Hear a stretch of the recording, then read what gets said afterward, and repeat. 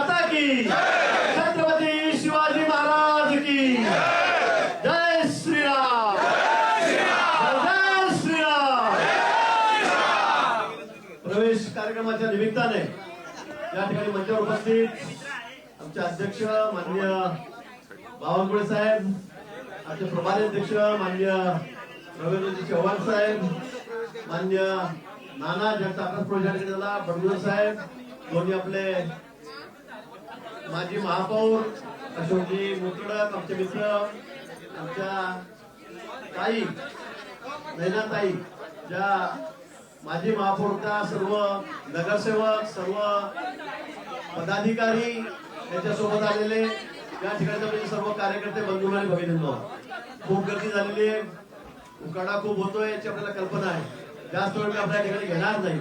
बऱ्याच दिवसापासून बातम्या चाललेल्या होत्या, वर्तमानपत्रात होत्या, दूरदर्शनवर होत्या, प्रवेश कधी होणार. पण आज मला वाटतं तो दिवस या ठिकाणी आलेला आहे. सगळ्या ठिकाणी बाजूला करून सर्वांना विश्वासात घेऊन आपण म्हणजे सुधाकरजी बडगुजर, माननीय नाना, त्यांचे सर्व सहकारी, त्यांचा प्रवेश या ठिकाणी भारतीय जनता पक्षामध्ये केलेला आहे. त्यांचं मनापासून मी या ठिकाणी अभिनंदन करतो. आता आपल्या कल्पना आहे, निवडणुका समोर आहेत, महापालिकेच्या आहेत, जिल्हा परिषदच्या आहेत, पंचायत समिती आहे, नगरपालिका आहे आणि नाशिक जिल्हा तर आपला बालेकिल्ला आहे. त्याची कल्पना तुम्हाला. आणि सुद्धा गेल्या वेळी 68 नगरसेवक 120 पैकी आपले या महापालिकेमध्ये निवडून आलेले होते. आणि आता किती करायचे? आपली बार 100 पार.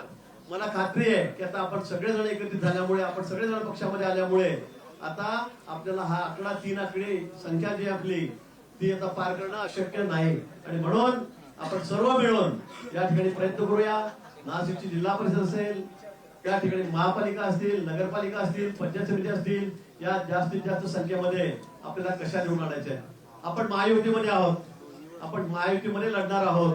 आधी माननीय बावनकुळे साहेबांनी सांगितलं, चव्हाण साहेबांनी सांगितलं, माननीय मुख्यमंत्री महोदय यांनी या ठिकाणी सांगितलेलं आहे. आपण बघताय देशामध्ये कसं वारं वाहत आहे.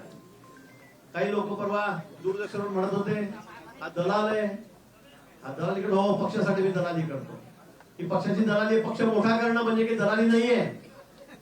पक्ष मोठा करणं हा प्रामाणिकपणा आहे. आज अनेक लोक तुम्हाला कंटाळलेले आहेत. पुन्हा सांगेल, अनेक लोक तुम्हाला कंटाळलेले आहेत आणि त्यांना कळतंय की आता मुख्य प्रवाहामध्ये आपण गेलो पाहिजे. ज्या पद्धतीने माननीय मोदीजींचं काम देशामध्ये चाललेलं आहे, देश विकासाच्या दृष्टीने बाजूला कसं घोडदौड करतोय, या ठिकाणी राज्यामध्ये माननीय देवेंद्रजींच्या नेतृत्वाखाली राज्य कशा पद्धतीने काम करतंय, कशा आपण पुढे चाललेलो आहे. आणि त्यामुळे सर्व जनतेचा विश्वास हा माननीय मोदीजींवर आहे, राज्यामध्ये माननीय देवेंद्रजींवर आहे, एकनाथ शिंदे साहेब आहेत, या ठिकाणी दादा असतील, या सर्वांवर आपला विश्वास आहे. आणि म्हणून आता या पक्षांमध्ये उरल्या कोणी राहायला तयार नाही.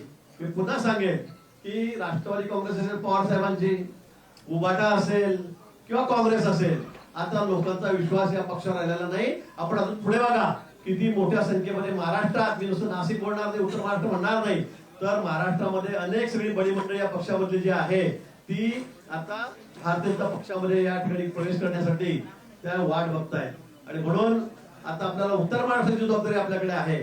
मी शब्द दिलेला आहे वरती की सगळ्याच्या सगळ्या महापालिका, धुळ्याची असेल आपल्याकडे जाईल, जळगावची असेल आपल्याकडे जाईल, नाशिकची आहे ती आपल्याकडे होती, आणि आता नगर सुद्धा, चारीच्या चारी महापालिका आपल्याला एक हाती ताब्यात घ्यायच्या आहे.